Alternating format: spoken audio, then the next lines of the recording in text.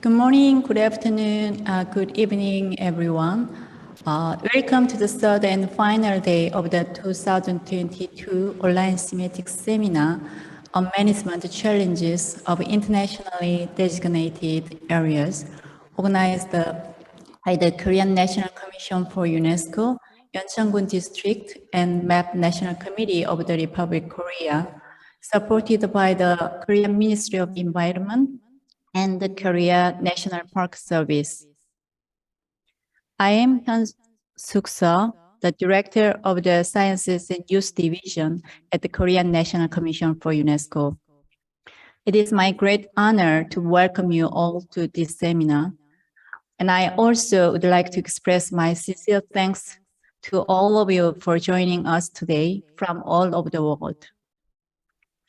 For your information, today's session will be finished 20 minutes longer at 6:20 in the afternoon in Seoul time. We now begin the third day of the seminar. Today, we have a keynote speech and 3 case presentations on management of IDAs and involvement of the local community. This will be followed by a panel discussion among all speakers at the end. If you have any questions during the seminar, please leave a comment in the Zoom chat and we will gladly deal with it at the end of the seminar. Now, I would like to introduce Professor Dennis Margaret Matthias, our keynote speaker today. Dr. Matthias is a professor at the Biosphere Reserves Institute of the Eberswalde University for Sustainable Development in Germany. She specialized in ecosystem-based transformation management in UNESCO Biosphere Reserves. Prior to joining Biosphere Reserves Institute, Professor Matthias held research and postdoctoral position in projects focusing on grasslands sustainability, climate change adaptation, and indigenous community forestry. And she graduated from the University of Bonn with a PhD in agricultural sciences.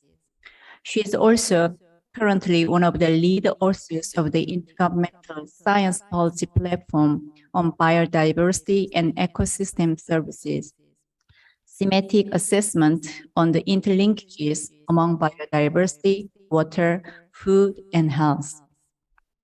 Please give her a very warm welcome. Professor Matthias, you have the floor.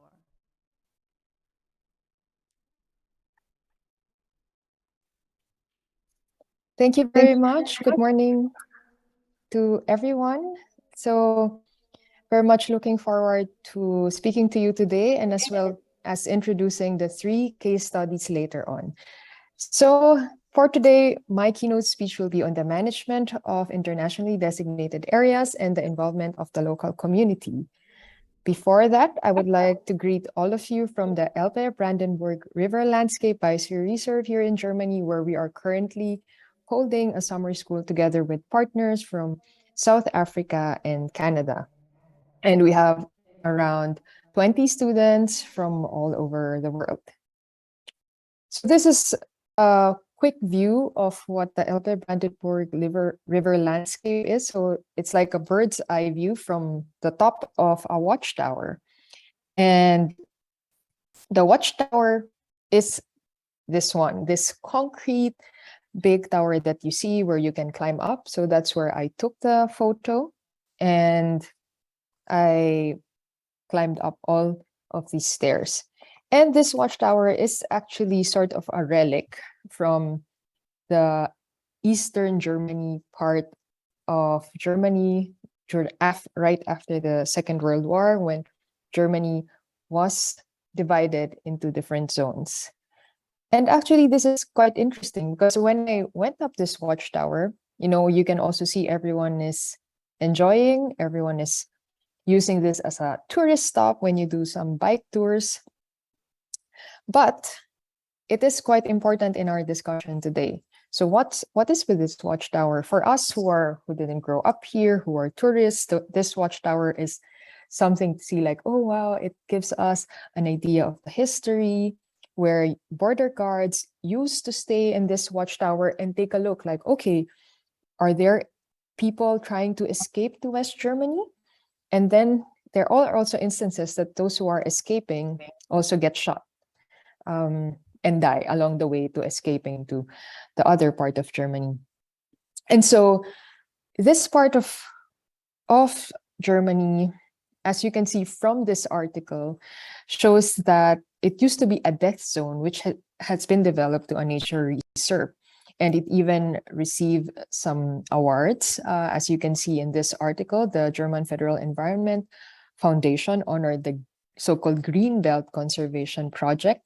And the word even mentioned how this has parallels with South Africa and South Korea. And one of our case studies later will be given by Dr. Neil Moores. We'll talk about one of the biosphere reserves in South Korea, which has parallelisms with this area of Germany. However, for us, what we found out is that this watchtower, it may be interesting to us as tourists or as outsiders, but when we discussed with the local communities here, it's a very painful reminder of the past. And so there's one member who talked to us during this time that we're here, who said that he never went up that watchtower because it was very painful for him. And if it were up to him, he would actually tear it down. So then we get sort of an idea of how there are differences in terms of the culture of remembrance within the biosphere reserve, and especially with those who grew up here experienced the time when it was still part of East Germany, and compared to how those of us who are, for example, pushing for biosphere reserves, pushing for a nature reserve in this area, where, of course, we say that during that time where the two parts of Germany were divided, there was also an opportunity for biodiversity to have a lot of opportunity to thrive, because there, along the border, there was not much happening. There was not much human activity to actually disturb them. And so biosphere reserves, we say, are living sustainability laboratories. And here we have two biosphere reserves where you don't only have local communities living there, but you also have other tourists. So again, we see different perspectives, tourists as well as local communities. And we know that the biosphere reserves have three main functions. So we say that in a mnemonic type of way. First would be letter C, second would be E, and the third would be L. So it's like cell.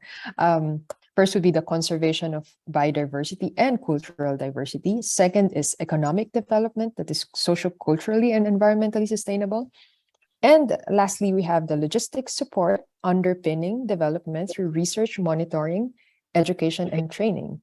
So I'd like to focus on number two, which is economic development. That is socio-culturally and environmentally sustainable. And, you know, there is a lot to unpack here. When we discuss this with the students, their first thought was like, what is development? And especially here that officially biosphere reserves would be having economic development. But moving that aside, let's take a look at what is socio-culturally and environmentally sustainable, especially keeping in mind this case that I mentioned here in Germany, where, you know, the complexity is not just having pristine biodiversity in an area which was formerly a border, but also you have people living in it. And how do we ensure that this is actually socio-culturally sustainable? Foremost, we need to define social and cultural sustainability.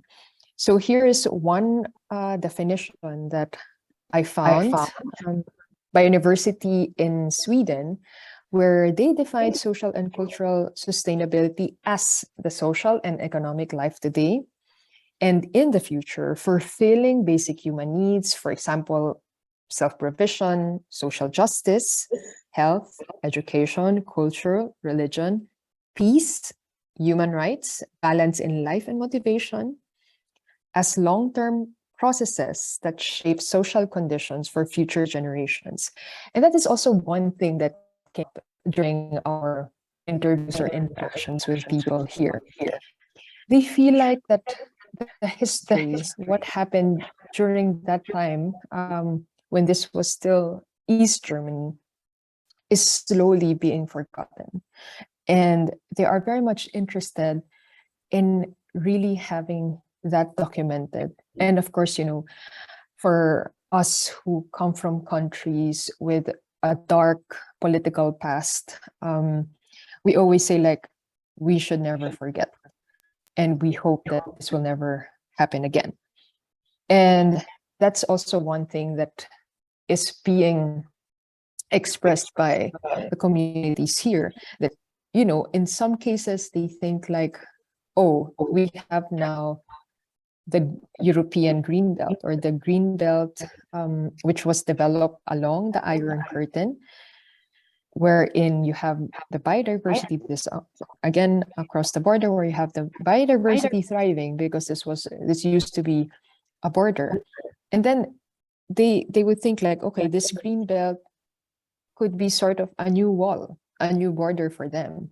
And we have to ensure that if we are taking on projects like this, that people are comfortable in these types of projects, and not forgetting that we have to honor their sense of place and have the culture of remembrance in the social cultural sustainability that we want to pursue in our designated areas.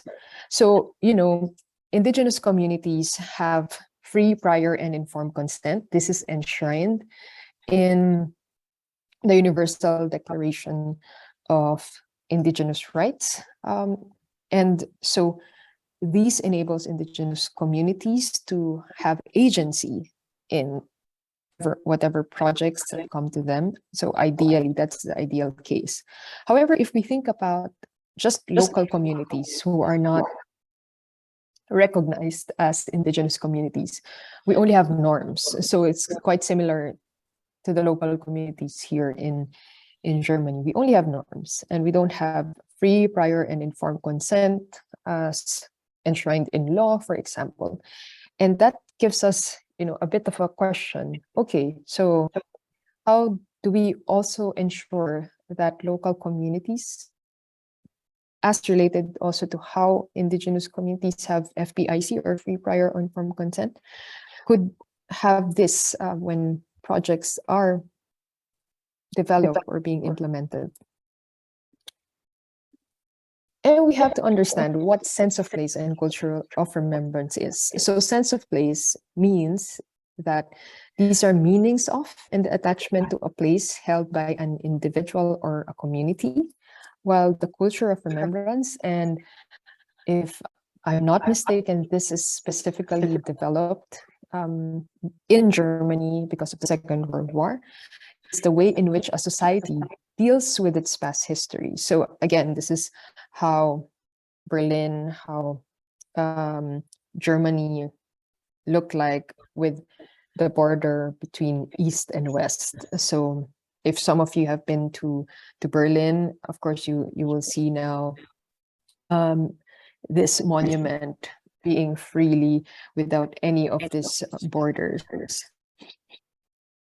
So what can we learn from this that could also apply to other internationally designated areas?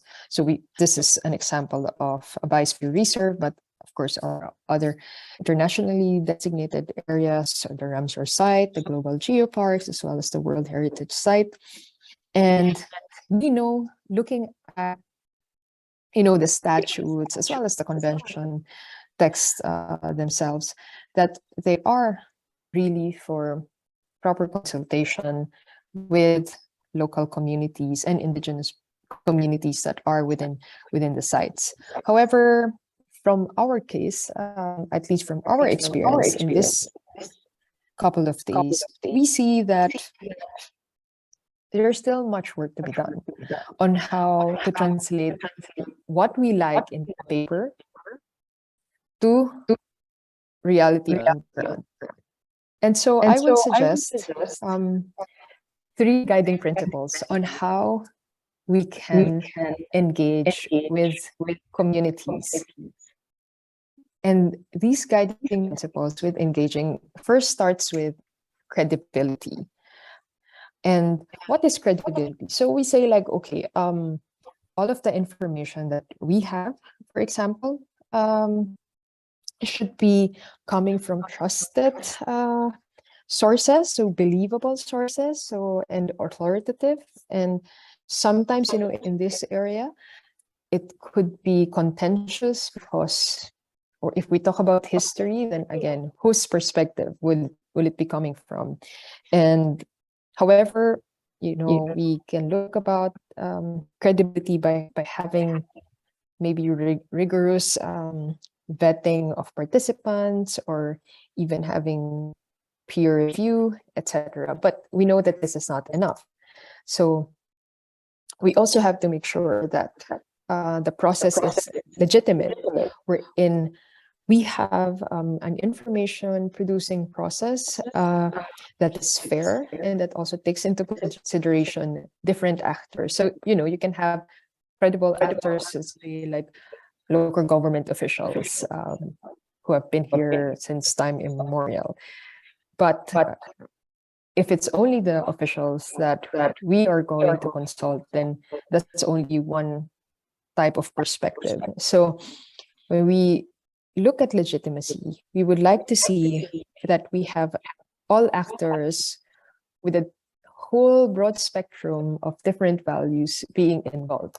And last but not the least, we would also like to have salience, or having our information, our project being relevant to the public who will be affected by our project. So relevant is something that we have to make sure that, okay, this will not interfere at the very minimum, bare minimum, with how the project works, and it will not interfere with their daily lives, for example. And again, here at the Elder Brandenburg River Landscape, I was just in a supermarket, and I was discussing with the cashier, and then she said like, "Oh, biosphere reserve." She said, "I'm not happy when we became a biosphere reserve."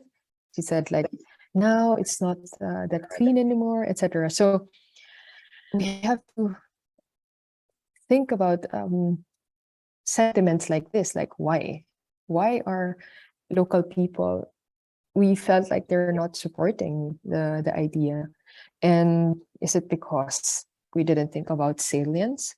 And in the next couple of slides, I'll give you some examples of how I put this into practice in a project in the Palawan Biosphere Reserve and working with indigenous communities. So one thing that I did was to specifically look at giant honeybees. So this is the species Apis dorsata, so which you find only in South and Southeast Asia. So honeybees, there are a lot of honeybees in different species of honeybees in the world, not just the European honeybee.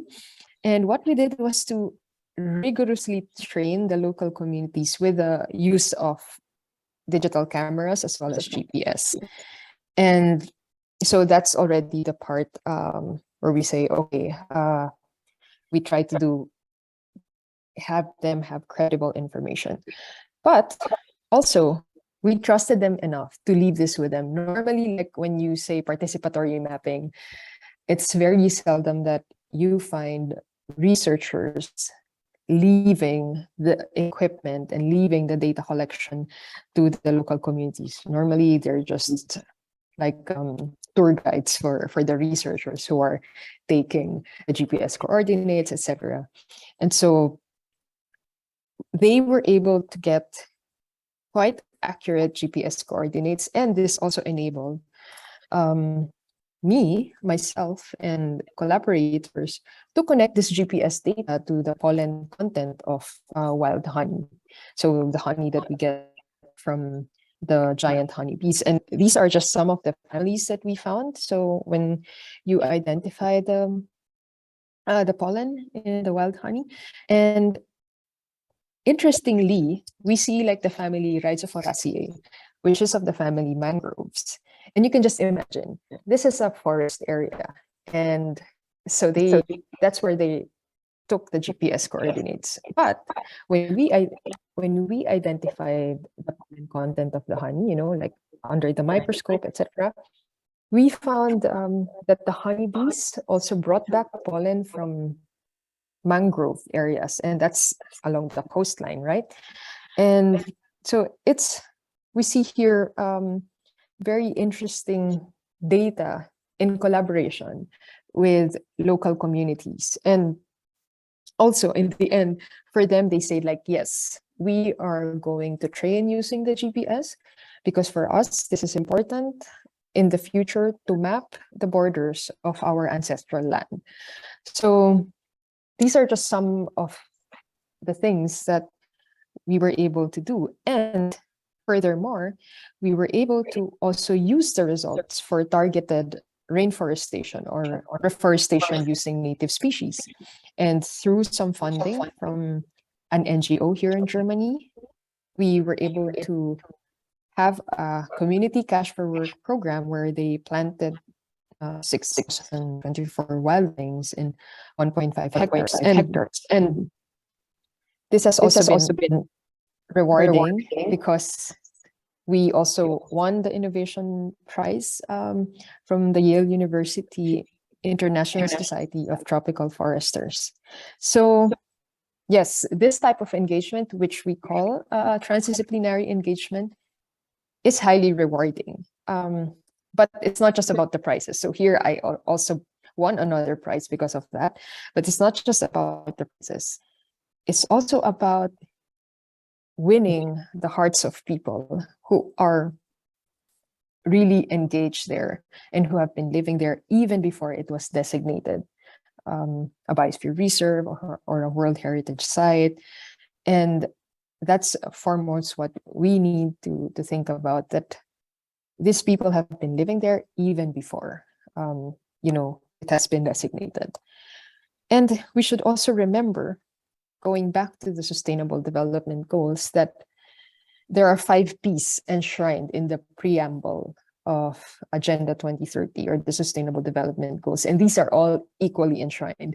So, of course, we already have the planet, prosperity, but we also have people, partnership, and peace. So at the end of the day, we have to ensure that all these 5 Ps are covered in the projects that we do.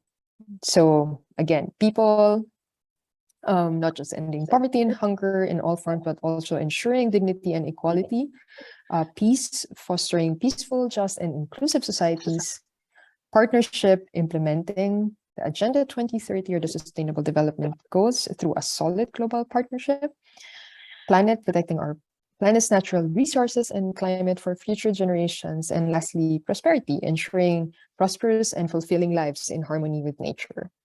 So, as an ending quote, I would like to give you, I'm not sure if any of you know this philosopher. So this is Immanuel Kant. I guess in some circles it's not very well liked, but there's one something from his work that I really like, where he says that man, and generally any rational being, exists as an end in himself, not merely as a means to be arbitrarily used by this or that will, but in all his actions, whether they concern himself or other rational beings, must always be regarded at the same time as an end. So, let's always keep in mind that when engaging with local communities, not to use them as a means to an end, but rather see them as, here philosopher Kant was saying, always as an end. So thank you very much, and please stay tuned for our case studies, which I will introduce to you in a while.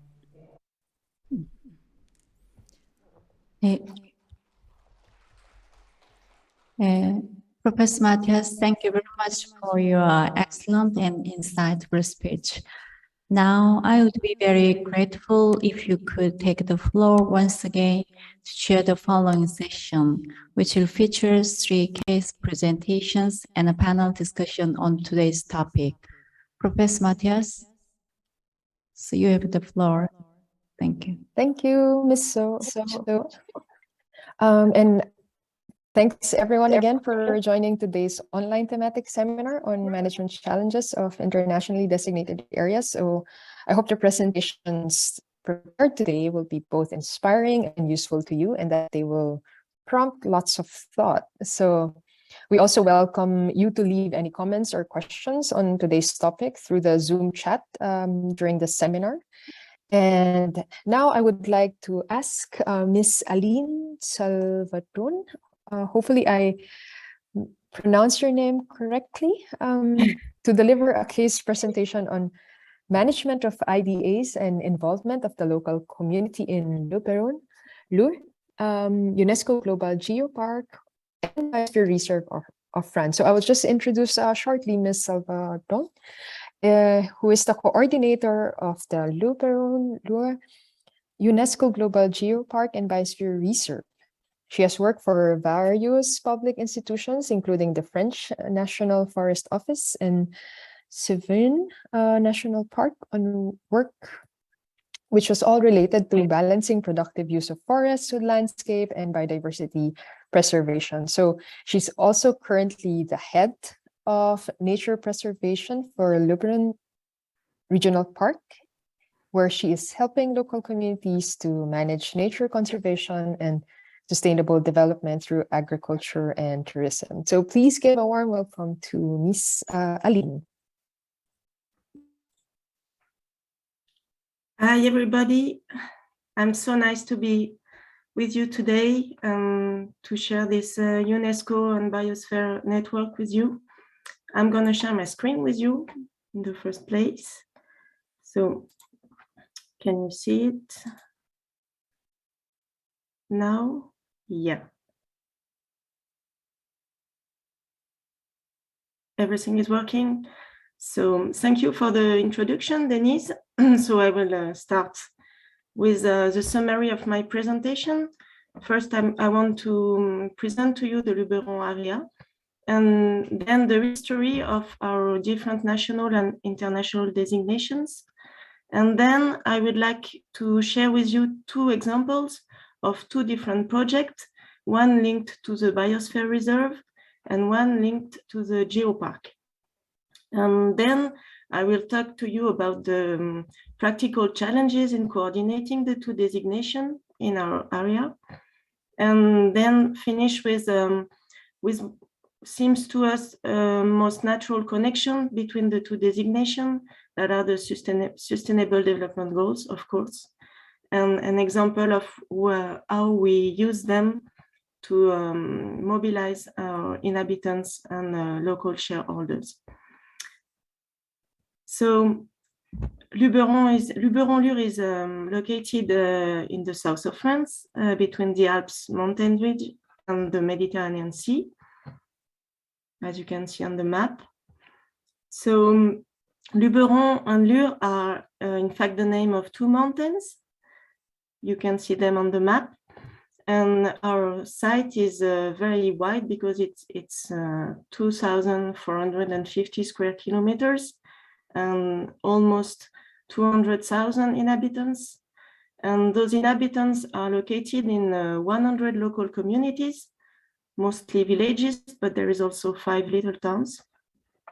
You can see also them on the map. So we have a very remarkable natural and cultural heritage. To start with, we have a very interesting geological area and a lot of paleontological sites with fossils that are very interesting to science. We also have a great natural heritage. You can read the figures I show you on this presentation. With we have 1/3 of the French plant species. Almost half of the French vertebrate species are located also in our area. You can see there a bat, for example. And we also conduct studies on insects and spiders, so to promote this rich biodiversity. But there is also a nice cultural heritage that goes back from prehistorical times, and that you can see on the landscape with hilltop villages and a lot of historical monuments. For example, this bridge you can see on the picture was built by the Roman 2,000 years ago. And we have also a rural and industrial heritage, and also intangible cultural heritage like Provençal language and a lot of masterpieces related to the artists and poets, and also, of course, the gastronomic French and Provençal cuisine, which is a part of our identity. So from the economic activities, there are two main activities, tourism and agriculture. And the main natural resources are the wood from the forest and also the natural pastures. And all these depend on water supply, which is a great deal. For example, this year we have a big drought and there is a lot of problem with water. So it's also a natural resources we have to take care. So now I'm going to show you just a brief history of the Luberon Regional Nature Park, which is a French designation. and it was founded in 1977. You can see on the map the little green sites. They are the park growing during the last decades. And so when you see in parallel this history of the Luberon Regional Park with the UNESCO designation, you can see that in 1997, the park asked UNESCO for the Biosphere Reserve designation. And then in 2010, we expanded the Biosphere Reserve to Luberon and the Lure Mountain. And then in 2021, we had our periodic review. And so we are now designated for the next 10 years. But in parallel to that, we also became a member of the Global Geopark Network in 2004. And it was already under the auspice of UNESCO. But in 2015, we became like the other Global Geopark. We became UNESCO Global Geopark. So that means we have 3 designations. You can see here the perimeters. They are different for Geopark and Biosphere Reserve. And the Biosphere Reserve is larger than the Geopark and the Natural Regional Park. So now, for example of project, as you know, our action as a Manan Biosphere Reserve focuses on biodiversity and natural resources, also scientific knowledge and inhabitants mobilization. So as an example of that, I would like to share you our local forest charter, which took place for 12 years now.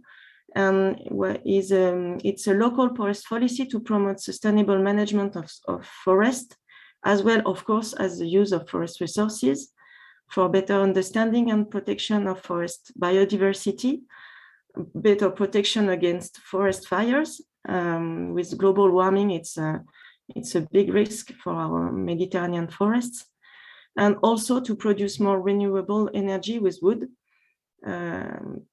So one of action we made is to group private owners because 70% of the forest in the Luberon-Lure area are private. There are only 30% public, owned by the state or the local communities. So to have sustainable management, you have to group private owners into associations for better management of the forest, because most of the time they own only a very small part of forest, like 2 or 3 hectares. So we have now 6 forest associations gathering 40 different owners and managing 6,000 hectares, which is 10% of the private forest, which is, for us, it's a great achievement. As a geopark, our action focuses on, of course, geodiversity, geological heritage, and mainly geotourism. So it's quite different from the Biosphere Reserve, because the goal is to use the geodiversity to benefit to the local population through tourism. And one example of a concrete action is we created a network of 21 geo-partners, who are people working in the tourism sector, like visitor centers or accommodation providers or professional guides. And we want them to discover the geological heritage so they can share it with the visitors and build a local economy on it. So this network will gather 47 people by the end of the year. And it's one of the main actions conducted by the Geopark. But as you can see, these 2 types of actions are quite different. And this addresses the challenges we have in coordinating the 2 designations. We have different site boundaries. We have different monitoring and reporting requirements from the state of France and also from UNESCO, different reporting timelines, which is complicated for the team here in the regional park. but also main issue like the lack of an effective legal framework in France for UNESCO designation that leads, of course, to a lack of specific funding for biosphere reserve and geopark management. The funding we have is mainly for the regional park and not for the UNESCO designations. And of course, different objectives and approaches for each designation. So that leads sometimes to a confusion among local communities and among the visitors, because the national designation as a natural park may eclipse the UNESCO designation. So that's a problem we had for several years now. And we try to have concrete actions like identity and logo in the first place. So we want to share the UNESCO logos with the visitors and inhabitants through road signs along the perimeter of our area. And also we made only one logo for both UNESCO designation in order to be more significant for the public, because most of the people, they know UNESCO, but they don't know the biosphere reserves or the geopark. Also, we try to create a link between our three designations through the SDGs. So now we are using them as reference in the three management plans of the geopark. We use them in the Biosphere Reserve Periodic Review this year, and they are also used as a reference in the Luberon Natural Regional Park project of charter for the next period from 2025 to 2040. So since 2019, we conduct meetings and information of the elected representative of the Luberon Regional Park and on the general public to let them know about the SDGs, because they are not very well known in France. And also for the general public, we made promotional material to help them know the SDGs and ask themselves what are they doing in their real life to change the world according to the SDGs. And the one project we made this year was completely for the both two designations, Geopark and UNESCO Biosphere Reserve, is the Sustainable Development Goals trophies. It's a competition to help project leaders to implement one or more than one sustainable development goal in our area. And everybody can participate, like town halls, communities, associations, group of citizens, schools, social centers, company, people in agriculture, for example. And we're gonna select the top 3 projects that will show a good adequation with the SDGs.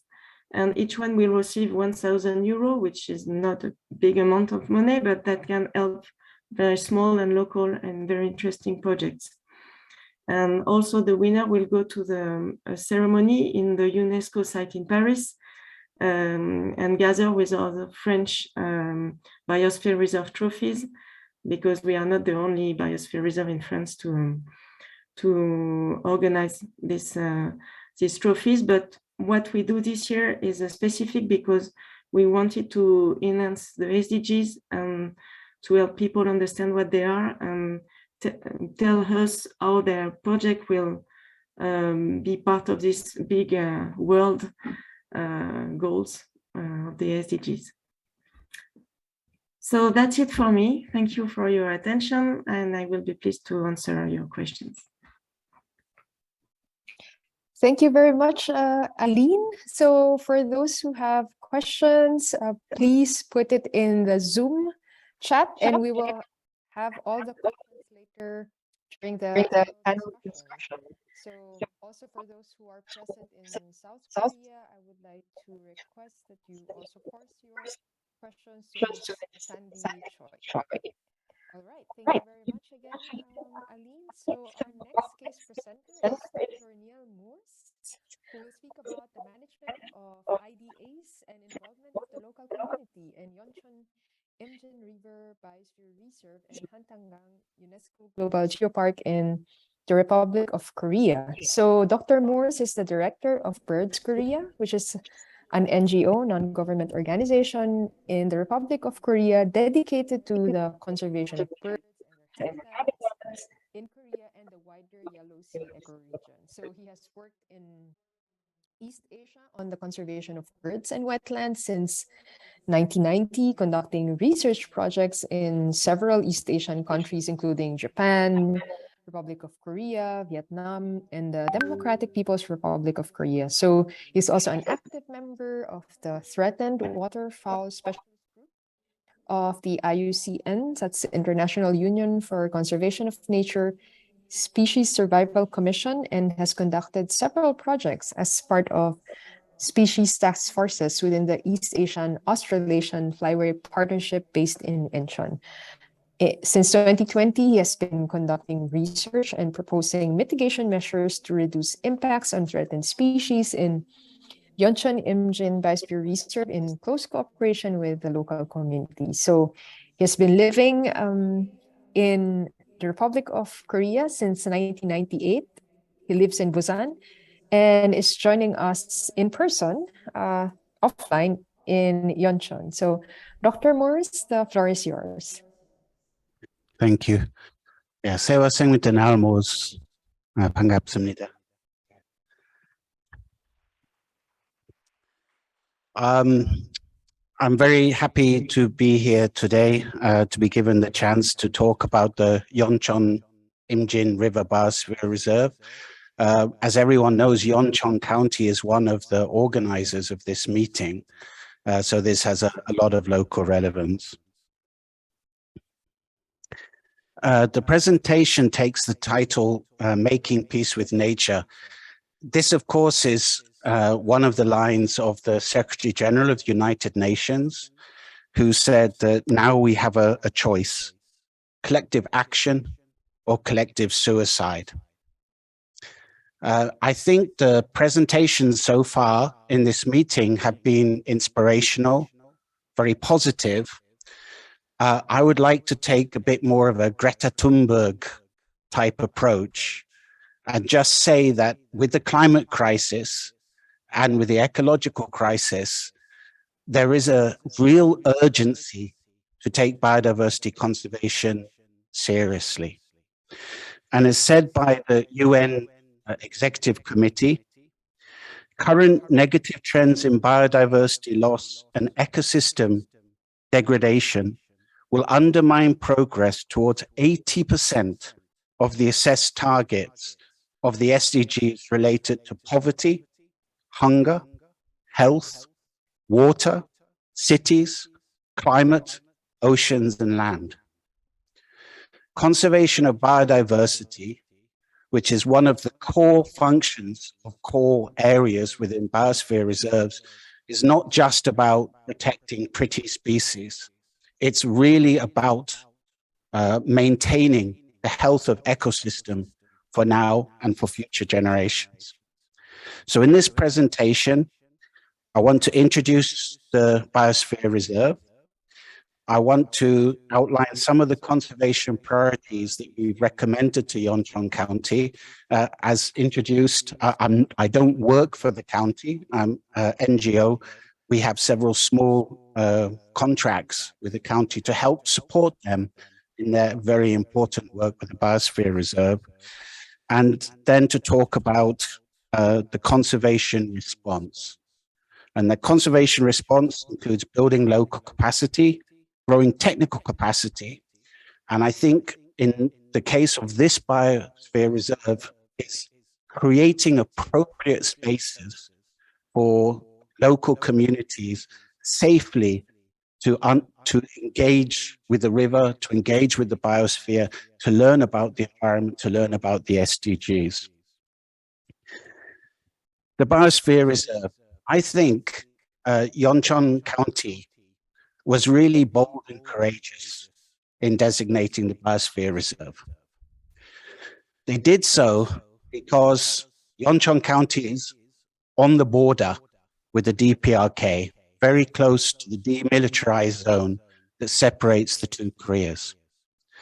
They did so because much of the area has been under military jurisdiction, and that jurisdiction will yield in the coming months and years, opening up much of the county to development pressures. And these development pressures are coming from Seoul and Incheon, especially one of the largest conurbations in the world, 30 million people, putting a huge amount of pressure on land for development and resource extraction. So the area Yeoncheon County designated covers almost the entire county. The three areas, the three zones, core, buffer, and transitional, has a total area of 58,412 hectares. Much of the biosphere reserve, the lowland areas, is quite densely populated, but some of the hillier areas are less populated, and much of the core area is what is called the civilian controlled zone. This is the area that abuts onto the demilitarized zone that separates north and south. Identifying conservation priorities within this area. You'll see three numbers on the map. The area, the red, is the core area, is mostly the civilian controlled zone right next to the DMZ, where there's been restrictions on access and development for the last 70 years, and also along the Imjin River that flows out from the DPRK into the ROK, out into the Yellow Sea. Area 2 is the Hantan River. It's a rather smaller flowing river. And Area 3 is largely low populated hill forest in the northeast of the county.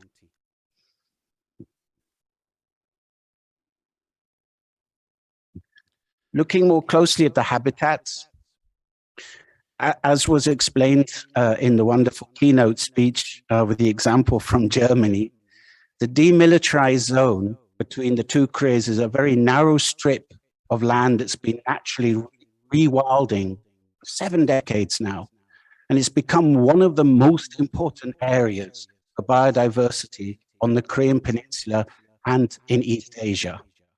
And the civilian controlled zone, CZZ or CZZ, is in the south, adjuts to that area. Much of the land is arable.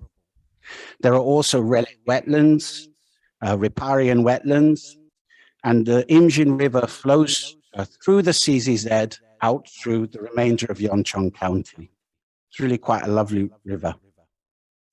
Within the CZZ especially, this area is globally important for populations of wintering cranes, red-crowned crane, turumi, white-naped crane, chair turumi. 30% of the flyway population of turumi depend on the CZZ in Yeoncheon, 30%. And this is a species with really a strong cultural importance within East Asia, not just in Korea. Look upon a crane and live 100 years. It's a species that's found in art and poetry throughout the region. The cranes have been increasing in recent years within the CZZ in Yeoncheon. These are data gathered by a local activist, a wonderful person, Mr. Paek-sun Kwang. They've been increasing because of artificial feeding and also because so many other areas have become degraded through development projects. There are now very few places for these cranes left to live in. Within the CZZ and along the Imjin River too, there are quite extensive rice field areas. These are also internationally important as defined by the Ramsar Convention for species like Seikirogi, greater white-fronted goose, during migration. They're very important for globally threatened amphibians, Suwon chonkeguri, Suwon tree frog, also kumkeguri, golden pond frog, and also for nationally threatened species such as tumbugi, watercock, and nangpidulgi hill pigeon. Our survey also found that the Indian River is astonishingly important for the globally endangered scaly-sided merganser, Osa biuri. Now, this might just look like a duck, but this duck is extremely rare, 3,000 in the world, confined to East Asia. It's a brilliant indicator of healthy river ecosystems. And during our surveys last year in November, we found 4% of the world population along just 20 kilometers of the Indian River. This makes the Indian River one of the most important sites in the world for this gorgeous East Asian species. Based on our research in Yeoncheon, but also in many other parts of the range, we know that Osa biuri scaly-sided merganser like quite wide rivers. And the reason for this is because they are extremely shy, very, very sensitive to disturbance from people. And this brings me, I think, to the main point that I would really like to emphasize. Of course, local communities are extremely important. Livelihoods are extremely important, of course. But when we talk about biodiversity, we have to understand the ecological requirements of these species are central to their survival. Economic possibilities, economic livelihoods are very important for human beings. But if the ecological requirements are not met for the species, they simply will go extinct. The reason for river width, as I say, is that the species is very sensitive to disturbance. People approach 250 meters and the birds stop feeding and fly and can fly up to 3 kilometers in one go. Because of the increasing pressure in many of the rivers in South Korea connect to Sadegang, the Four Rivers Project, but also recent developments of walkways and cycle routes along rivers, this species cannot use many rivers anymore. It's just too shy. So what we have been doing is suggesting to Yeoncheon County, we've made various proposals to really support them because management of these sites is extremely challenging. It's not easy to do. People don't know about species. They don't know why the birds are important in any way. So what we've done in one area, for example, is we're recommending please close the walkways along the rivers during the time the mergansers are here. Please put up signage explaining how sensitive the birds are to disturbance, where the birds come from, what they mean, the fact that they're breeding maybe on Paektusan, the sacred mountain, Paektu, that they share their habitat in summer with tigers, but they're here in Yeoncheon during their migrations. And also plant screening vegetation to reduce disturbance. We also looked, we've done a lot of surveys along the Hantan River. As I said, it's rather narrow, rather beautiful. Also many boardwalks along most of the river recently built, which means that we couldn't find any Osa biuri along the Hantan River at all.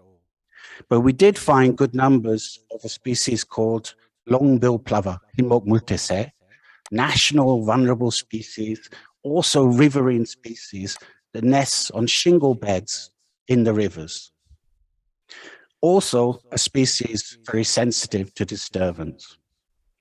In the forest areas, some areas we see have been naturally rewilding, if you like, over the last 7 decades. Very beautiful forests full of life. Others were planted during reforestation during the 60s and 70s, a little less diverse, but still very important for water, etc. In the forests of Yeoncheon Biosphere Reserve, we found quite high concentrations of the species fairy pitta, Palsekcho, which is also globally vulnerable an indicator of very diverse forest ecosystems. So these really rare birds are indicating the specialness of the habitat, but they also potentially can be the focus for ecotourism in the future. When we step back looking at the biosphere reserve in Yeoncheon, we realize it's actually part of a chain of sites all across the inner border area of Korea that are outstandingly important. In the central figure, you can see lines marked in red. These are internationally important sites in the DPRK. Lines in blue, internationally important sites in the ROK, and areas of green, which are the internationally important areas within the DMZ, internationally as defined by the Ramsar Convention. Because of the reduced disturbance compared to other parts of the Korean Peninsula, these areas are of extreme importance for biodiversity conservation now. But as many of us know, from next year, regulations about construction in CZZ will be eased. So there will be a lot more development pressures on these areas. So our work in Yeoncheon County, we actually started working with Yeoncheon County happily after Biosphere Reserve designation. We, in 2020, helped organize workshops on frog ladders to help amphibians escape out from concrete drains in rice fields with local people and people from around Gyeonggi. And in 2021, as well as conducting surveys, been holding workshops to introduce birdwatching and train up local people to start doing counts. So we now have several of our members who are new birders who are now doing their own survey work of the Hosabiori, the scaly side of Merganser, and generating wonderful data. Earlier this year, we also brought with Yeoncheon County, the EAFP, East Asian Australasian Flyway Partnership, and Hans Seidel Foundation to Yeoncheon, and are trying to encourage the county to designate the Imshin River as a flyway network site under the East Asian Australasian Flyway Partnership. That's a type 2 voluntary initiative from 2006 under the summit on World Summit on Sustainable Development. The benefits of doing that is that it can enable Yeoncheon County to get supported technically from experts in other range countries, Far Eastern Russia, PR China, and DPRK, who can share their experience of conservation of Hosabiori. It also allows this species, scaly-sided Merganser Hosabiori, to be a species for green diplomacy, a focus for discussion between nations, instead of talking about conflict, focusing on conservation instead. Sharing best practice for shared species in a shared world. And this brings to the final main part of this presentation. We feel, having invested a lot of time researching in Yeoncheon, that there needs to be an appropriate space where people can go and learn about the rivers, learn about conservation, learn about the SDGs. We've identified several places. This is just one of them. And it's just outside or the edge of the biggest town within the Biosphere Reserve, a town called Jongkok. The area at the moment is kind of a bit neglected. People walk through it, but they don't stop and engage with the river at all. What we would like to propose to the county is to construct a nature center in an area which is now a kind of, I guess, car park, with a design that is attractive, visual, interesting, grass roof, wooden, low impact on environment. We would want to have open areas that are now mowed, managed, to be allowed to revegetate, put birdwatching hides and other screens along the river so people can stop and look and see what's there. We would say, please, let's restore part of the river. There's an area called a park, but no one goes there. It's banked off with concrete. No one visits. So break the concrete, allow the river to reflow, allow the river to be restored, widen the river, maybe it becomes wide enough that scaly side and Mergansers can use it. And this can then become a focus for restoration, to explain what restoration is, where you could examine water quality, etc. And importantly, there's an open space just cut. Create a proper place for environmental education. We heard lovely presentation from Gochang yesterday, where they have a wetland center. In Suncheon, there are centers where people can go. There are not yet these places in Yeoncheon.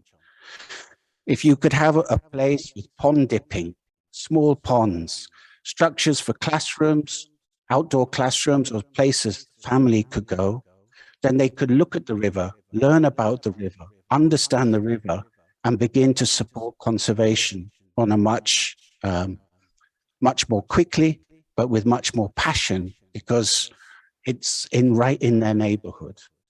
So these are the kinds of proposals we're working on. I apologize for the speed of the presentation, and just leave you with that last figure of presentation of the Sustainable Development Goals as produced by the Stockholm Resilience Center. The writing is very small, but you see the biosphere is at the foundation of everything. The biosphere is the foundation of society and of economy. And if you can get the management of the biosphere right, then economic growth, social well-being will follow. Thank you very much.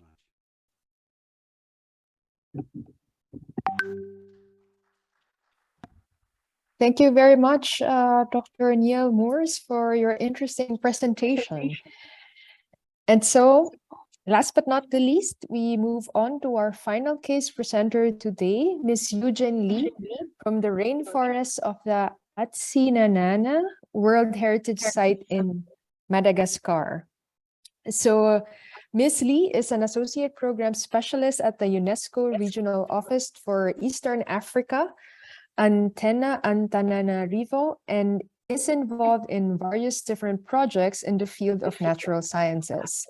In particular, she is now in charge of the biodiversity conservation and sustainable natural resource management for integrated community development in national parks of Madagascar, also known as BIOCOM project.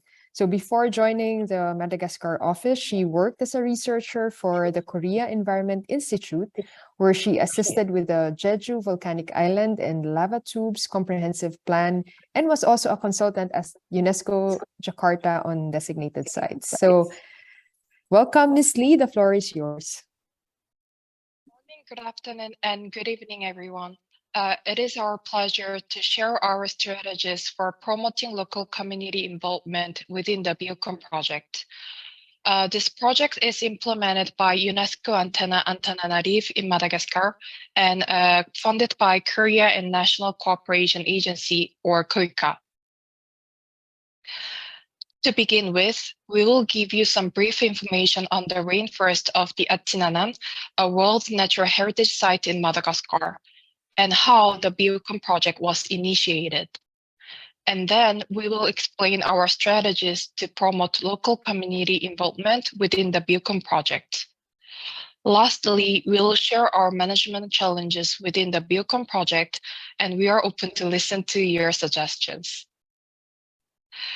So the rainforest of the Atsinanan is a serial property, which means 6 national parks comprise a World Natural Heritage Site, like Jeju Volcanic Island and Lava Tubes in the Republic of Korea. Since the property maintains ongoing ecological processes necessary for Madagascar's unique biodiversity, the property was inscribed as a World Natural Heritage Site in 2007. However, only after 3 years since 2010, it has been listed as the World Heritage in Danger. As you can see the graph, anthropogenic activities such as land conversion, mining, illegal activities, fires, and subsistence hunting were identified and reported to threaten the property. Here, we share some pictures of local communities making fire inside the property to have some farmland and produce some charcoal for cooking. Illegal logging of precious wood species such as ebony and rosewood has been reported over years as well. Many of you in the seminar might find it hard to understand why such anthropogenic activities are prevalent in the World Natural Heritage Sites. However, more than 80% of Malagasy population live under $1.9 per day. So for them, natural resources around them are the easiest source to possess. Moreover, governance and enforcing laws are weak to prevent illegal activities in the property, which aggravates the outstanding universal values or OUVs in the World Heritage Site. Therefore, UNESCO launched a 4-year Biocom project to conserve the OUVs of the World Heritage property, as well as to safeguard the Montagne des Français protected area.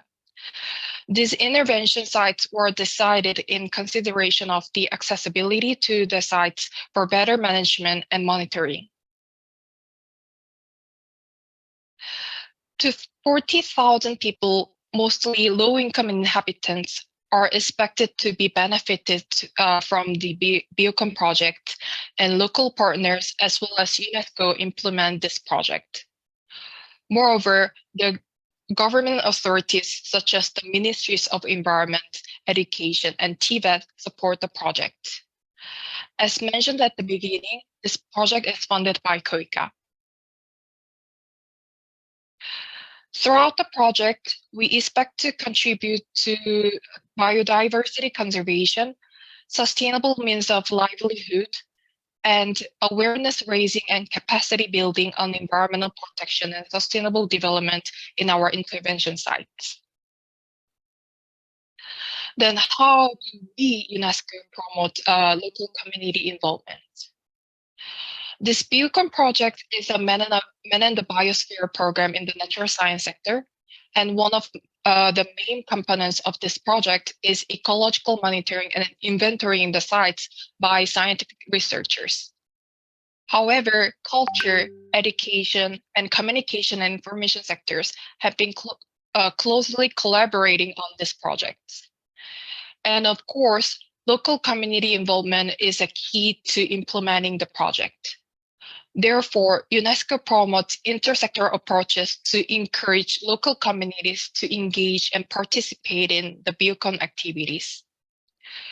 For instance, since the project takes place in and around the World Natural Heritage properties, activities to be taken must respect the OUVs as well as the cultural values of local communities. Therefore, several discussions with the communities before initiating the activities were essential. So now we will show you some of our activities with local community engagement and participation. To conserve biodiversity by improving the environmental conditions of protected areas, nurseries were built through the Biocom project. Local communities grow seedlings in the nurseries, and they plant seedlings in and around the intervention sites. They also monitor the growth of the trees.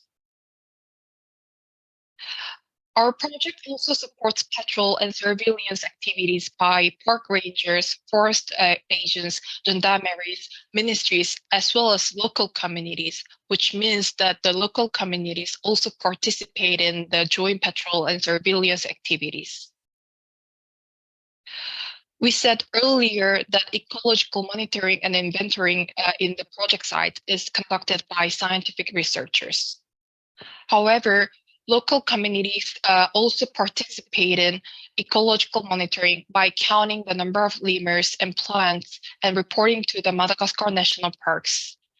They engage in this activity every month. As we covered in the beginning, preparing sustainable means of livelihood for the local communities and increasing their income is very essential to protect natural resources in Madagascar.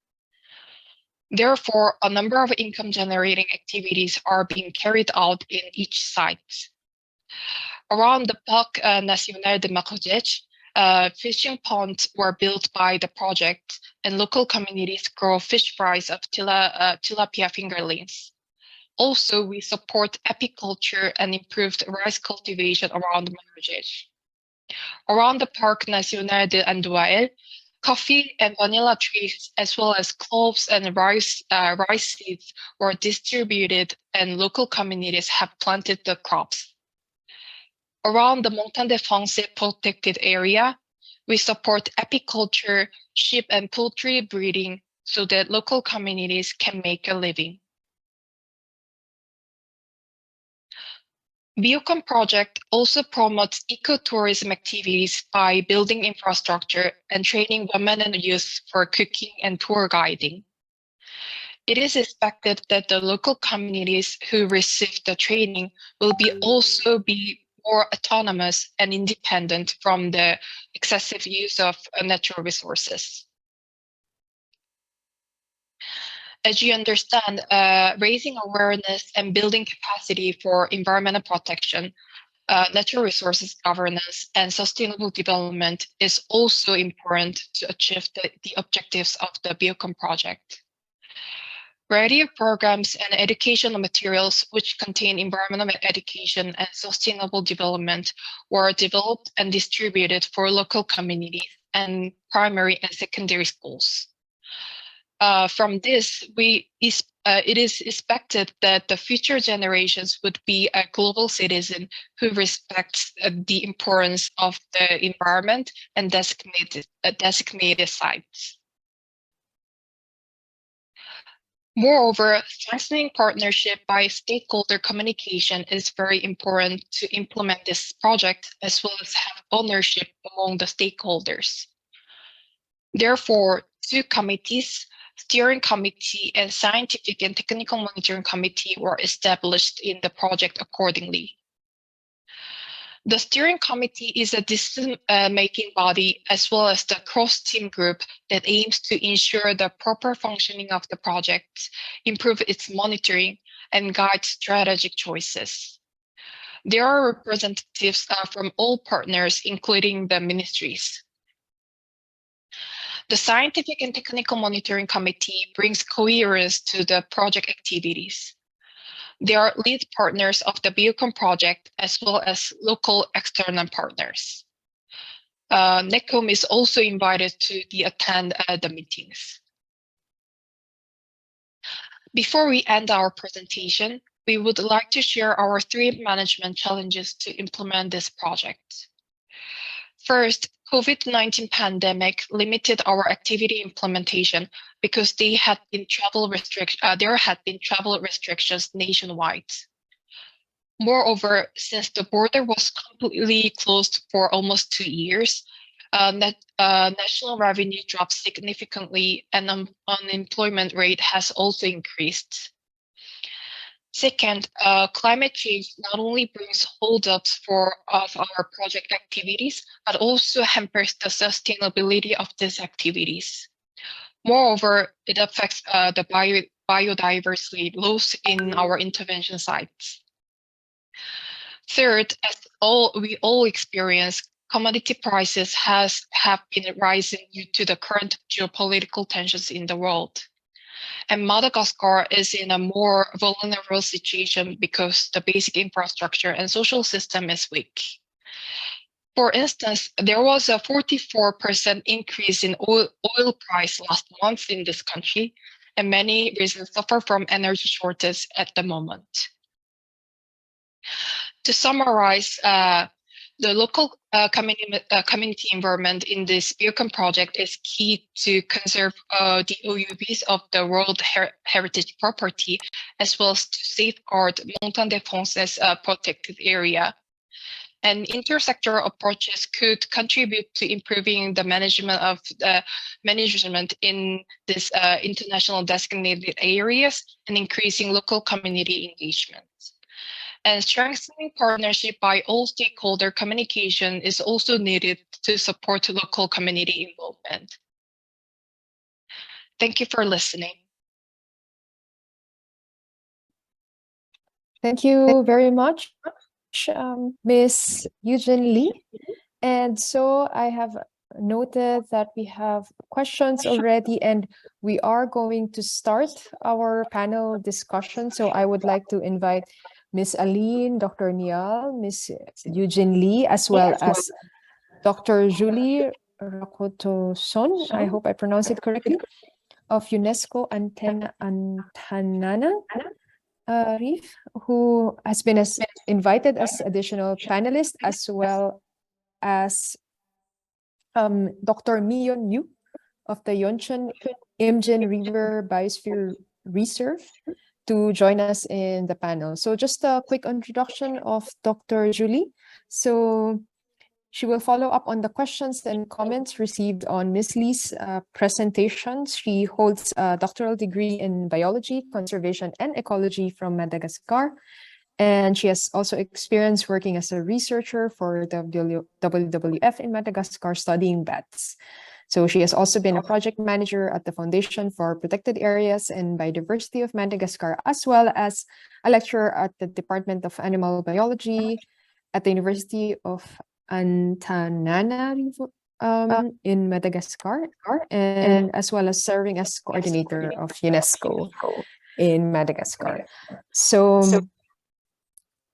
please give a warm welcome to all of our panelists. And before we start with your questions, I would like to share with you the results of the survey on the Mentimeter that was earlier asked of everyone. So what are the challenges that you face when increasing the involvement of the local communities in IDAs, which is the theme of our workshop today? So we see that a lot of the challenges is with the lack of funding, followed by both lack of relevant policy and strategy and lack of awareness, communication barrier, as well as governmental regulations are also part of the main challenges. However, we see the top three are the lack of funding, lack of awareness, and lack of relevant policy and strategy. So thank you very much for your participation in our Mentimeter.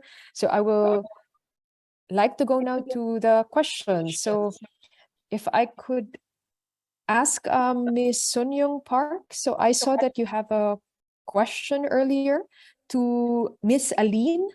So you have the option of taking the floor, or if you would like that I could also read out your question.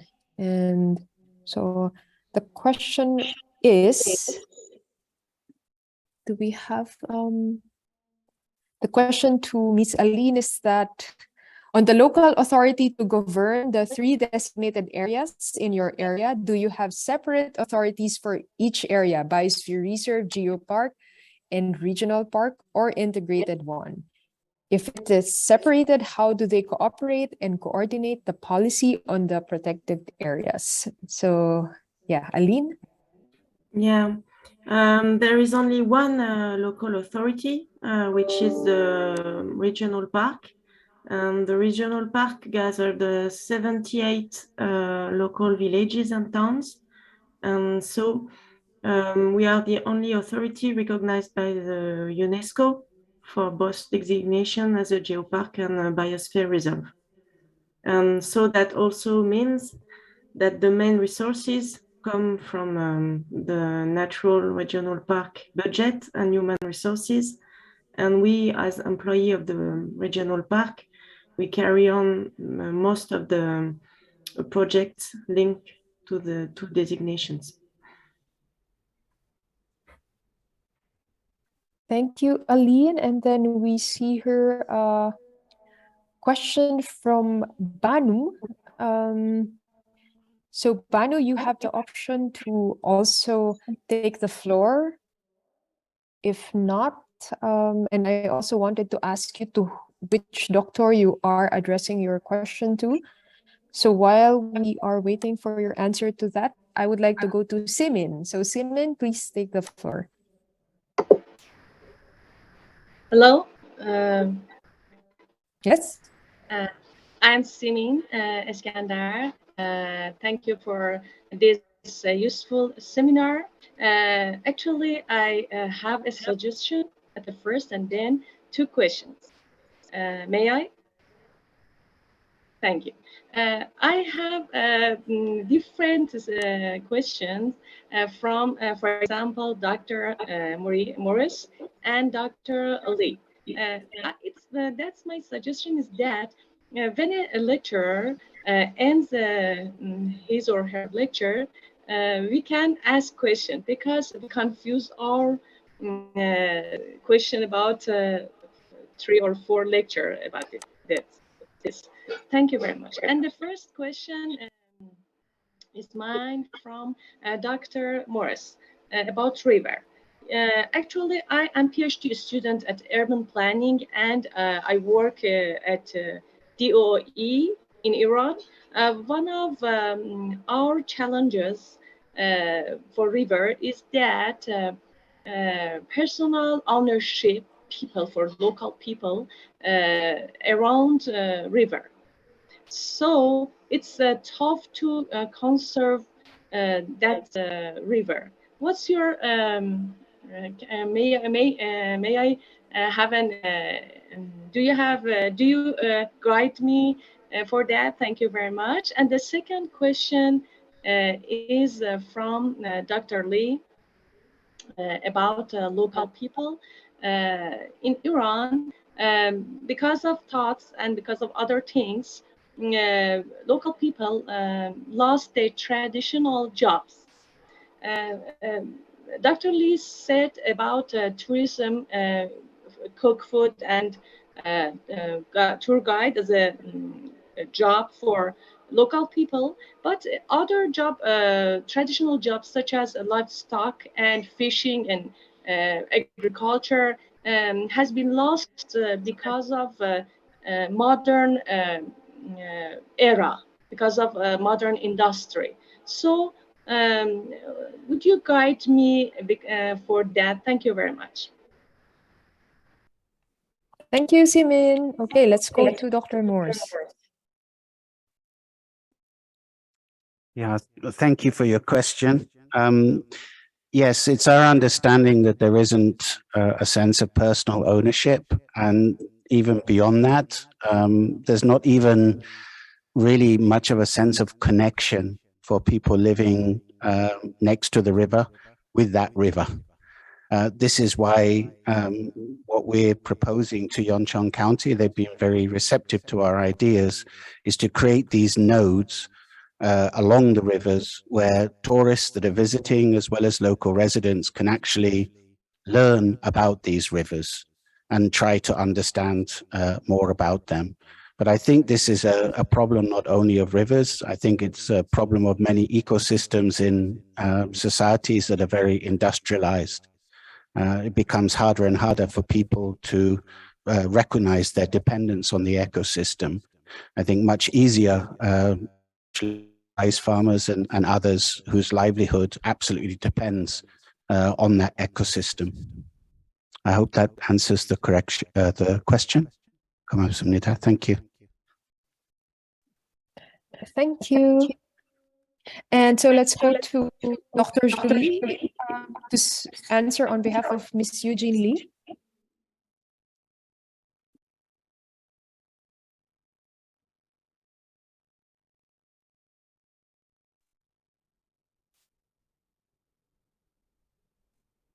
Hello. Hello, everyone. First of all, thank you. I would like to thank you all for giving us the opportunity to share our work on the field and organizing this seminar. So your question is, are the local communities involved in the reforestation activities, patrol, surveillance activities, and ecological monitoring compensated? Local communities are involved in all project activities. We have already discussed local communities' engagement and participation in our project. To give more number, for instance, in the patrol and surveillance activities, a local community must carry more than 7,000 man per day of a patrol in the park of Marudedi. In the park of the National Andouael, local communities have to conduct more than around 5,000 man per day of patrol.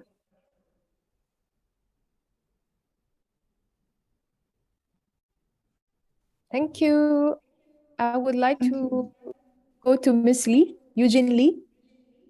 Yes, yeah, if I may add Julie's comment, I'm sorry that I couldn't join in the camera because there are some internet connection.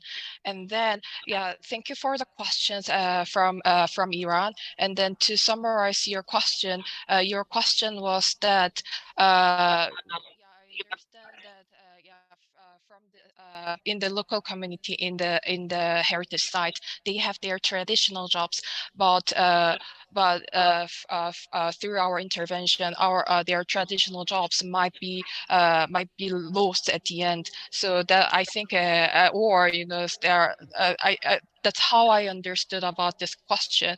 And then actually, it's my opinion that actually, as you can see my presentation before, there are people are making fire, and then people for getting some charcoal for cooking, and then also getting some farmland for agriculture area. But as you can see, this is not sustainable, or this is also hampering the OUV as in the property. That's why we are promoting ecotourism jobs in the Beacon project, that people can work in the different sectors as well. And then also, as you can see, the agriculture and fishing or apiculture or other activities in the Beacon project, we are trying to engaging in more improved or more sustainable activities, so that they can still keep and appreciate their nature around, as not too much destroying this our heritage site. Thank you. Thank you, Eugene. There is actually a follow-up question to you from the chat, wherein يتكلمونا كلام هاي الحين Er- هذا الكلام. hold on, we have some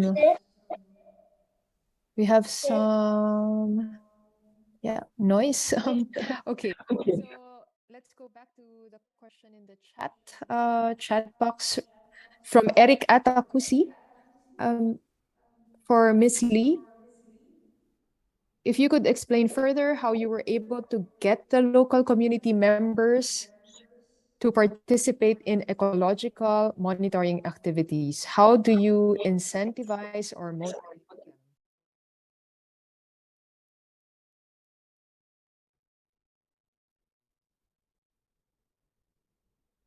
And I guess also to Dr. Julie, if any of the two of you can answer.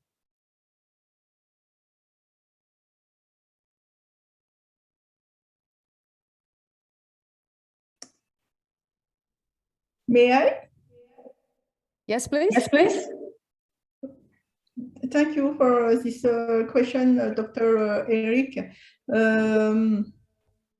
We expect that local communities' behavior and their vision to protect natural resources would be enhanced throughout this project, through our Biocom project. As shared in our presentation, improving the community's income, also aim to make them autonomous so that they can finance conservation activities themselves. That one of our incentive to motivate local community around the protected areas. Moreover, we expect that this project could contribute to behavior change by producing and broadcasting educational radio programs in education for sustainable development and natural resources protection. Secondly, developing educational material and teaching method for primary and secondary school and including them in their curricula. When people around the park are very well educated, they will implement very easily all activities with the manager of the protected area. We also promote International Day, such as the World Environmental Day and a school trip to protect our goods. We do some awareness and we give them a training in the protected in the protection of nature. So to resume, the Biocom project also build infrastructure such as the school and the mini dam for agriculture, so that the local communities could sustain themselves after this project. All of this, this is a strategy to incentive and motivate local community around our protected area. Thank you. Thank you. And Ms. Eugene Lee.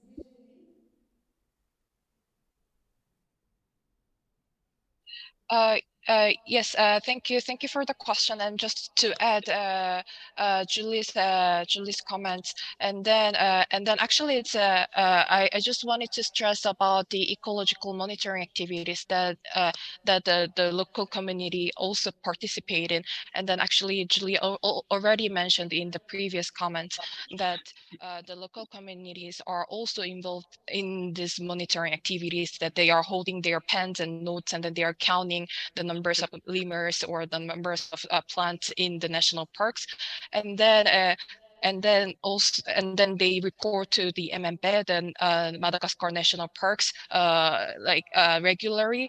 And then, as Julie already mentioned in the previous comment, and then they also involve in the park control, patrol and surveillance activities that they also do that with joint patrol with other authorities or park rangers or gendarmeries or etc. Thank you. Thank you. So another question to Dr. Moores from Banu Devi Gurdin. Hopefully I pronounce your name right. It has been observed that even though there might be government's commitment for sustainable development and protection and preservation of wetlands or biosphere reserves, the urge to create or improve developments and or infrastructures, some governments had to forgo their goodwill for sustainable development and go ahead with development, not always in the interest of the protection of nature, and especially in small countries, whereby it is of utmost importance to create immediate economic development and ironically for sustainability of its population, especially after the COVID-19 pandemic. So what would you recommend in these cases? That's a question from Banu Devi Gordon. Amazingly difficult question to give any kind of an answer to. I think it depends very much on the economic condition of the region that's under discussion. my own experiences in recent years has, say, included DPRK, North Korea, as well as ROK. Economically, socially, so very, very different. One of the more interesting aspects of working in the DPRK is to see how seriously the Ministry of Environment takes the Sustainable Development Goals. It was a real surprise to me. For them, when talking about, for example, wetland conservation, they see immediately, at least within that ministry, the conservation of wetlands is actually very good for the livelihoods of the local communities. They see that managing forests well is really good for reducing disaster risk, because there are many, many cases of these kind of bald mountains where whole villages get washed away in heavy rain events. Within ROK, much more economically powerful country, very rich country, very leading country in so many ways. I think an understanding of sustainability is still beyond the grasp of many. I think this is a common problem across the world, and I'm originally from the UK. The UK boasts about being environmental leader, but it's going ahead with wanting to extract more oil and more gas to get over certain problems caused by geopolitical issues. So I think we have to be, as people who understand more about the profound meaning of the SDGs, we have to be very sympathetic to governments and decision makers. They are faced with appallingly difficult tasks, but it's very often they don't actually know, they don't understand. They see the words, but these words don't have a lot of meaning to them. And this is why I quoted or used the name Greta Thunberg, and actually used the word of the Secretary General of the United Nations and of the Executive Committee. There is a huge body now of scientific evidence that says we have to take these issues much more seriously than we have been doing up to now. It's not a case of trading off our futures just for 1 or 2 years or 3 years. But it is an incredibly complex thing. Thank you very much for the question, because it gives me a chance, I think, to air a lot of grievances I think many of us in this field share. And from this whole process, this seminar, it's been really inspirational to hear how many good stories there are, really wonderful people working always against that background, right? So yeah, if you have the answer to your own question, please share with us. Thank you. Thank you. So we have a couple of questions I will go first to those questions first from Paul Mokin and then to Tao Huang. And then we have some hands raised from those who already asked questions earlier. So let's give chances first to the others. So from Paul Mokin, with the impacts of climate change and novel development pressures increasing, for example, current global energy crisis bringing up the need to change policies and undertake different development in the past, how well are the panelists see their engagement with policy changes at the local and state level? For example, how well do the panelists see themselves connected and able to influence development and construction policies which might impact biodiversity? So I would like to first ask Aline. Yes, thank you. Okay, so as Dr. Moves said, I think it's very difficult for us to bring those ideas and those goals for sustainable development into the general population. But in my area, most of the stakeholders and the elected people, representative people, they are not aware of these global issues, mainly because we are a regional park for 40 years now, and our new management plan is based on the SDGs. and said that we have, for example, to slow down construction and urbanization in our area to protect agricultural land and also natural landscape, of course. But we can see this awareness increase, but it's not widely spread, and some stakeholders and elected people still want to build new neighbors or new industries or new roads, or and it's difficult. But I think the fact that we have these two UNESCO designation, both as a biosphere reserve and geopark, maybe it can make some of them think, well, maybe the world is the world is watching what I'm doing. So it also helps people to be aware of the globalness of the issues, I think. Thank you, Aline.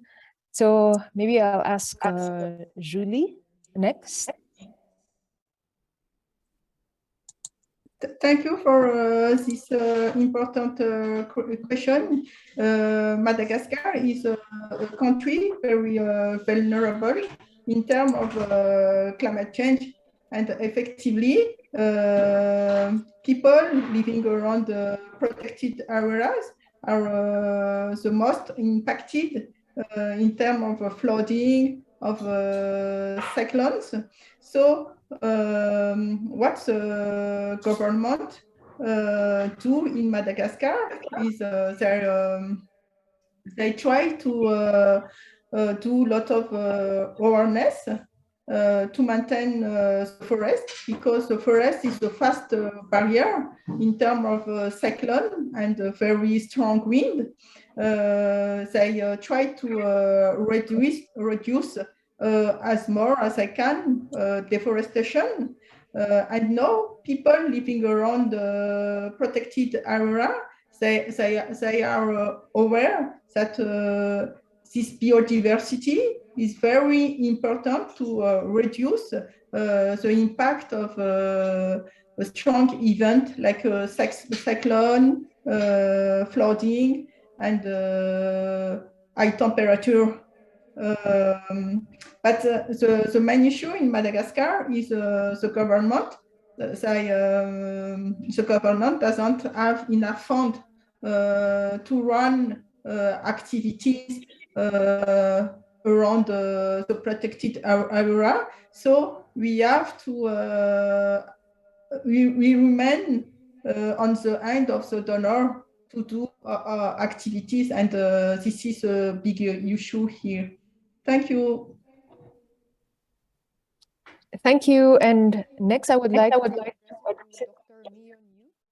So based on your experience as Biosphere Reserve Manager of Yeoncheon Imjin River, how well do you see yourself connected and able to influence development and construction policies which affect biodiversity?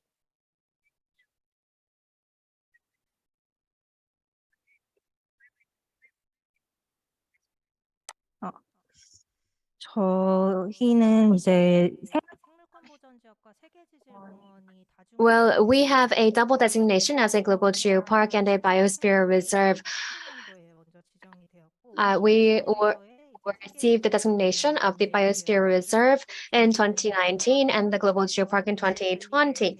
So we have a basic plan for integrated management, and as the first phase of that in Yeoncheon district, we are training and hiring ecological experts. In Korea, we have at the government level these types of experts.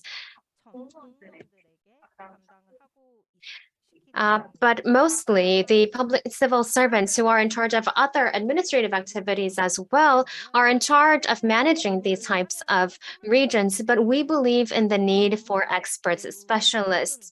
So we want to increase the number of specialists who work with biosphere reserves and global geoparks in order to improve the management of these IDAs. The global geoparks are controlled and managed under a national global geopark plan. So global geoparks need to be managed by ecological experts as per the national plan. So there are eco experts throughout global geoparks, which makes management a little bit easier. However, biosphere reserves do not fall under this type of policy or rule. So what's significant in Yeoncheon district is that as per the basic plan for integrated management, we have in Yeoncheon district hired ecological experts for biosphere reserves. Thank you, Dr. Myun Yu. So another question to Aline from Tao Huang. So my question for Miss Aline is there any institution of coordination between Geopark, World Heritage, and Biodiversity in your area or UNESCO Global Geopark?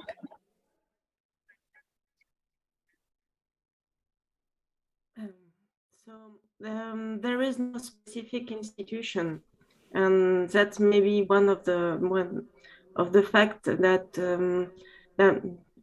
sorry, I do it again. So there is no specific institution, and everything is discussed inside the regional park institution. But we have different colleagues involved, different representatives involved in each designation. And what we are trying to do for 3 years now is to make all these people work together so that the project can benefit for both designations. When we try to work with communities outside the regional park, because, for example, for the biosphere reserve, there is 22 villages that are not in the regional park, but they are in the biosphere reserve. So we work with them without any specific institution, but we try to work concretely with them on each project and try to mobilize them and make them participate, for example, in the local forest charter for their own forests. But there is no, and maybe we are lacking this type of institution for representation of all the different stakeholders and communities. But it's very difficult because in the French regulations, we don't have any specific regulation for biosphere reserve. So it's difficult to create a new institution on the area. Thank you, Aline. So let's go back to some questions again from Simin, and then followed by Son Young.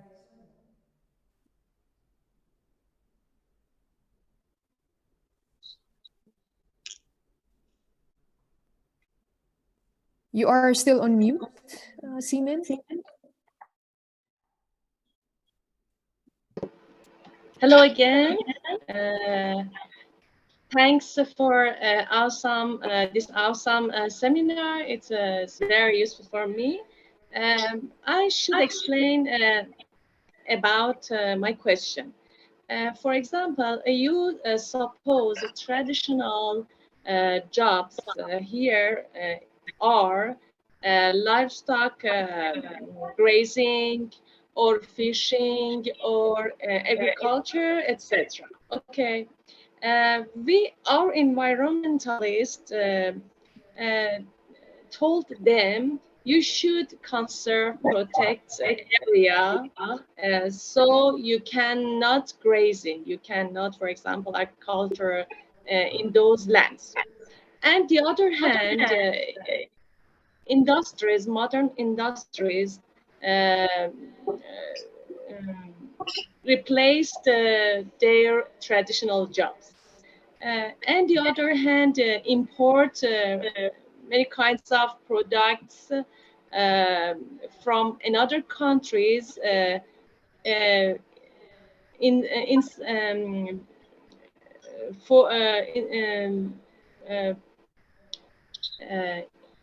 replaced their handicraft, local handicraft. So all of them endangered their traditional jobs. So how can we solve this problem for local people? Besides of tourists, they cook food and tour guides, how can uh, solve their traditional jobs? Thank you very much. Thank you, Seaman. So I will go around and first ask Dr. Julie. So if you've experienced this, and how do you find solutions? Thank you for your question. In Madagascar, we do not have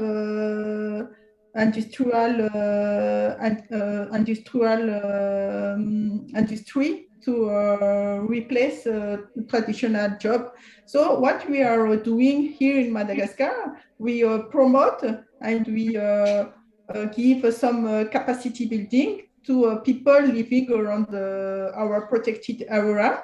For example, we give them some training to improve all the product, all the handcraft product around the protected area, so they can keep and improve all their handcraft. Thank you. Maybe Eugene, you would like to add more?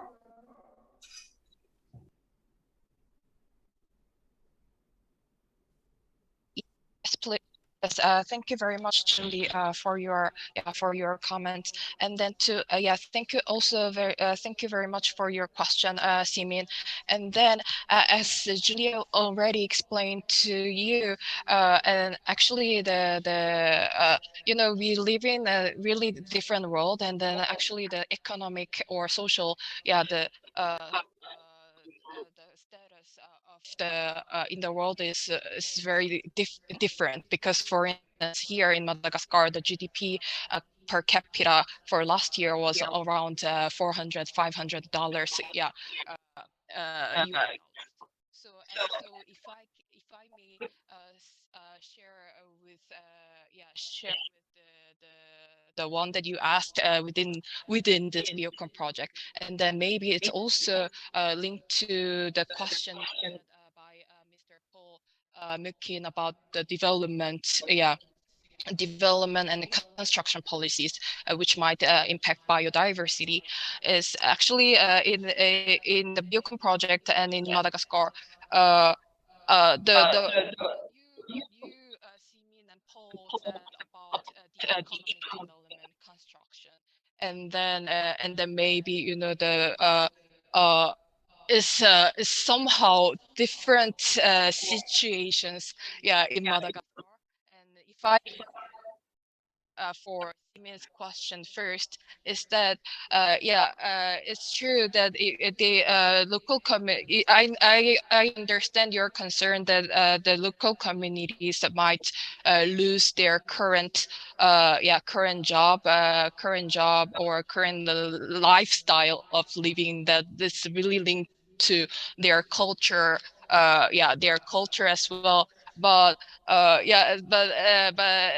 at the same time, it's really difficult for us, because for instance in the rainforests of Atinanan, we have the property, and then we have the buffer zone. The buffer zone is like 2 kilometers from the property, but they are already affecting and destroying the buffer zones, and then they are destroying the inside the property as well. And then that's why it's not really sustainable to conserve this OUV in the property. So that's why we are trying to promote the other way to do more, I would say, the sustainable way to in the ecotourism sector, or in other sectors. And then also we try to promote sustainable education for sustainable development in a sense, and then TVET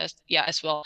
And then also for answering the Paul's question about economic development and construction here, is that actually within the Biocom project, I'm just saying that within the Biocom project, the construction is not really the matter to danger this World Heritage property. It's more for the local community themselves are exerting, the burning fire or like illegal activities here. So I think the economic status here and the economic status from participants in the to ask us some questions are the a bit different that I would say. I hope I could, me and Julie could answer some of your questions. Thank you.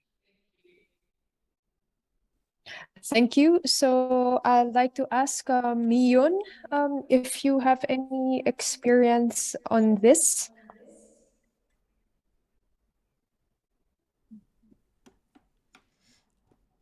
저희는 Okay, thank you for that question.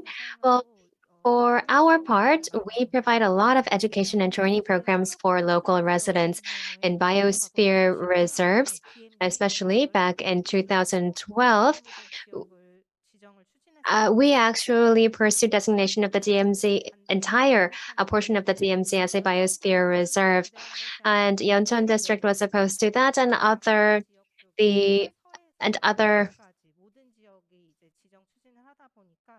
regions were actually pursuing the biosphere reserve from the east to west across the peninsula.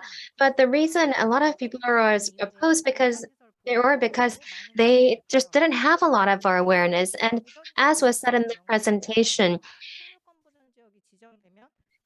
the areas were under military jurisdiction. And so the reserve, the term itself was very something fearful to the local residents because they were really opposed. They just didn't like it because they thought it would be another something added onto the military jurisdiction, a lot of restrictions, a lot of regulations. And so it was also a lot about the accessibility of the area as well. They didn't know the value of that being designated as a biosphere reserve. So that was the drive behind all of that opposition. And so going back to the answer, we provide education and training programs to provide knowledge and educate people about the value of the resources that the Yeoncheon district provides and the DMC as well to actually bring more sources of income into the region as well, to just allow them to realize that it's not something all bad. Just because it's a biosphere reserve doesn't mean it's all going to be red tape, for example. And we've worked with 10 partners and we're still working with 2 of them. And we also implement field trips as well. And actually this morning we also had a field trip as well. And the local residents who joined in the education programs actually now act as tour guides, some of them in our field trip programs. So this shows how the local resident programs have really helped raise awareness about biosphere reserves, the values of it, and the importance of it. And so all in all, it's about moving towards new jobs, new areas align with the changes of time and changes in awareness about the importance of conservation. Now, we also talked about ownership of local residents, and we believe that a rapporteur is extremely important. From local residents' perspective, we are outsiders, so they're not that receptive to what we have to say because they don't think that what we have to say is relevant to them. They don't know why this is important. They believe that their own individual lives, their day-to-day lives, tomorrow is much more important. But constant communication, staying in touch, getting to know them, so creating that community with them and us. And that network really helps drive forward new projects, which in turn creates a virtuous cycle through raising awareness. And all of this, however, takes time.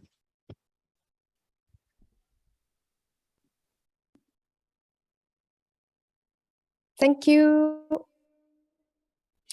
So we have roughly 10 minutes left for our panel discussion. So I would like to go around with a final question coming from our participants, Hovensha Ganub, who asked, how are the youth engaged in all the activities of your respective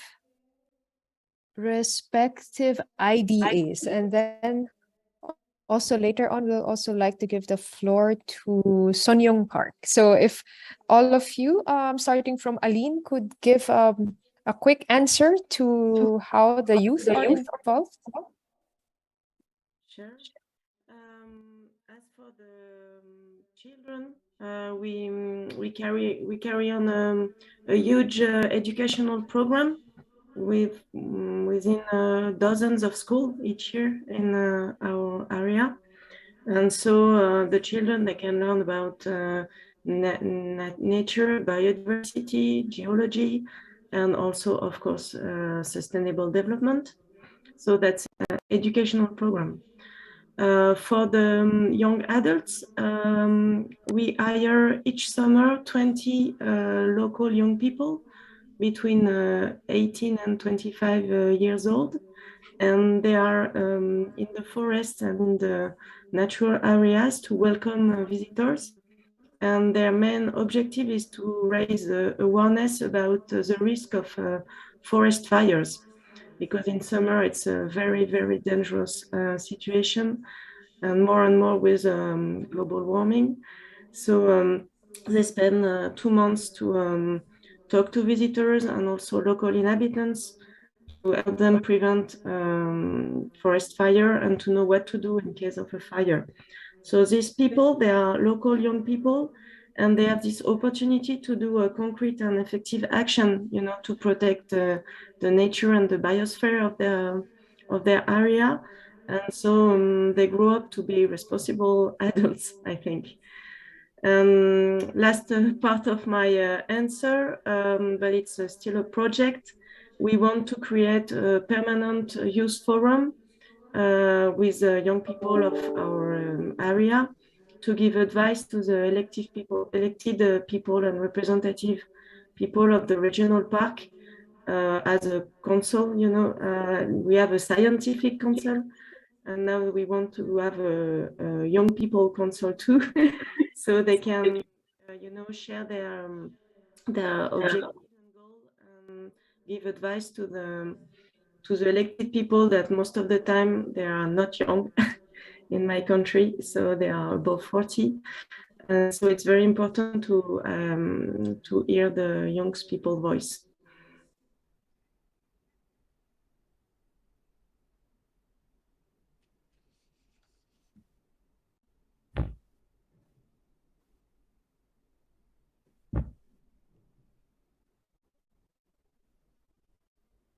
So, thank you. Let's move to Dr. Julie. Thank you. Thank you for this question. So, in the case of Madagascar, we work very closely with the Ministry of Education, and we for youth, what we are doing, we are promoting some radio programs. And we build a school for for children too, because we know that when youth are very well educated, it is more easy to make some awareness, and there will be our how to say that. they will protect very easily the forest because they understand the importance of the forest. Do you know that in Madagascar, 60% of Malagasy people are considering as young, as youth. So the place of youth is huge in Madagascar. So if we would like to well protect our forest, we have to dedicate some fund and we have to run a lot of activities around youth. So, as I said, we have some environmental education program, EDD, and as we work very closely with the Ministry of Education, we are involved in the curricula. So we improve all the educational environmental program inside all school. That's what we are doing here in Madagascar to involve and promote youth. Okay. Thank you. And I think Eugene would like to add some more.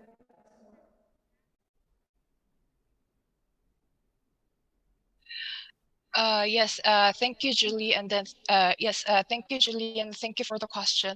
And then, as Julie said, that if I add more, if I may add more within this Biocom project, as you already saw in our presentation slides, and we are promoting technical and vocational training, or TVET, for youth in ecotourism sectors. And then also, as Julie already mentioned, we are trying within this Biocom project, we are trying to promote ESD, or education for sustainable development, related to natural resources conservation in this education system in Madagascar. So we are developing educational materials and methods with the Ministry of National Education, and then we are trying to put this in the primary and secondary school curricula. So the first grade and the fourth grade and the seventh grade of the education system here are selected as pilot, and we are going to implement this curricula in the Malagasy education system. Thank you. Thank you. And so the last minutes I would like to give to Ms. Son Young Park, who is in the floor in the workshop.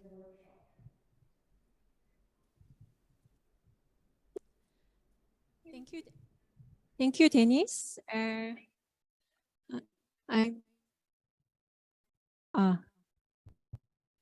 Thank you, Dennis. I'm Son Young Park, a local practitioner working in Suncheon Biosphere Reserve in South Korea. And my question goes to Dennis and Arlene. Actually, my question is very simple. What do you think about the governments more and more would like to use the material incentive or reward to mobilize local community participation? Because in Korea, many people more and more very busy, and it's very difficult to make a time to be engaged even the designated area. So sometimes I also feel there's some temptation to use and to promote some material or development project which benefit to local people directly. What do you think about that? Thank you. Thank you. So we'll answer shortly. So Aline first, and then I'll go after you. Yeah, I'm not sure I get the question right, but I feel, yeah, it's a challenge to stay mobilized in this complex world and situation, and also with the speech of the governments are not really according to the budgets and the fund they are willing to give to nature conservation and local development. And for us, it's quite difficult to manage to keep the good spirit and mainly to work really with the inhabitants and really to know what they are willing to do with their also natural resources. Because in France, most of the time, the policy is top down, you know. So we have to adapt and manage to create projects that are bottom up, and it's quite difficult because it takes a lot of time, and in this difficult world, it's very difficult to find the time to create good projects. Thank you. And so thank you very much, Sun Myung Park, for your question. And I think it's very interesting. And so just quickly, coming from a perspective here in Germany, so when we use someone else's time, we always see it as from the perspective of opportunity cost. So, you know, if they are left alone to use this time, what could they have otherwise done? So they would have done their livelihood on their own. They would have done their jobs on their own, and this would have corresponding income. So the material incentive could be seen as just replacing the income that they would have otherwise earned when in that time. So I don't really see it as negative, but when working with communities or in the Philippine context, for example, and engaging them in projects, I would just see that it is fair to compensate them for the time that they are giving to us to make our projects successful. So that's how I see this, not so much as an incentive, but just compensation for the time and the effort that they bring to join our project. So thank you very much, and for our very rich panel discussion. And thank you also to the participants for your very nice questions that also leave us a lot of food for thought for our future projects. So I would like to give back the floor to Ms. Yun Suk Sho for our closing and for the group photo. Thank you very much, Professor Matthias, for chairing the discussion session. And thank you to all the speakers and participants who have joined us today. It has been a very useful and fruitful discussion today as well. Dear all the participants, now we have come to the end of the seminar. On behalf of the co-organizers of the 2022 Online Thematic Seminar on Management Challenges of Internationally Designated Areas, I would like to thank you all once again for your full and active participation during the last 3 days. To commemorate this meaningful event once again, I would like to suggest taking a group photo together at the last memory. We would be grateful if all the participants could turn on their cameras so that their faces show on the Zoom screen, and we'll then take a picture of the screen. Are you ready? Now we'll shoot on 3. Okay, so I'm just waiting. So the participants turn on the cameras. Okay, 1, 2, 3. Okay, one more. Okay, please waving your hands and have a big smile and to commemorate today's. Okay, 1, 2, 3. Okay, thank you very much for your kind cooperation. I wish you all a wonderful rest of your day, wherever you are. I hope we can all meet in person soon once the pandemic allows. In the meantime, once again, thank you very much for your enthusiastic participation in today's session. Thank you and see you again. 감사합니다. Take care of yourself, everyone. Bye.